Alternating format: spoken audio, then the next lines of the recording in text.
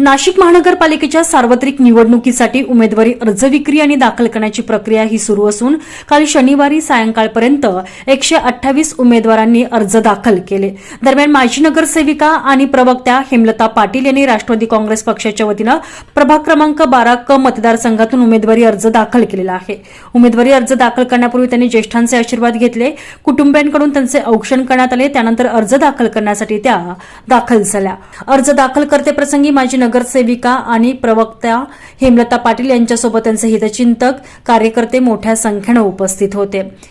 यावेळी अर्जुन टिळे, अनिल चौगुले, विजयश्री चुंबळे, निनाद पाटील, युगंधर पाटील, राजेश्वरी पाटील, मधुकर क्षीरसागर, भाग्यश्री भोईर, वेदांशी बोरा, अनिता मोरे, वस्तुपाल शहा, रत्नाकर चुंबळे, राहुल जाधव, तुषार गांगोडे, कल्पेश केदार, कल्पेश भामरे आदी उपस्थित होते।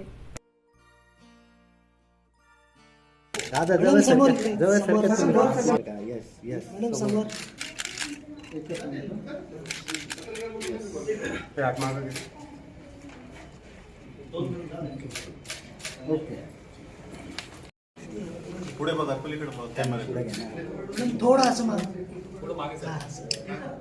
समोर मॅडम त्यांना पुढे घ्या ना। प्रभाग क्रमांक 12 महिला सर्वसाधारण क गट यामधून राष्ट्रवादी काँग्रेस पक्षाकडून फॉर्म भरलेला आहे। फॉर्म आता मी दाखल केलेला आहे आणि मला खात्री आहे की मला सर्वांचं सहकार्य आणि प्रेम मिळेल आणि जास्तीत जास्त मतांनी मी या प्रभागामधून निवडून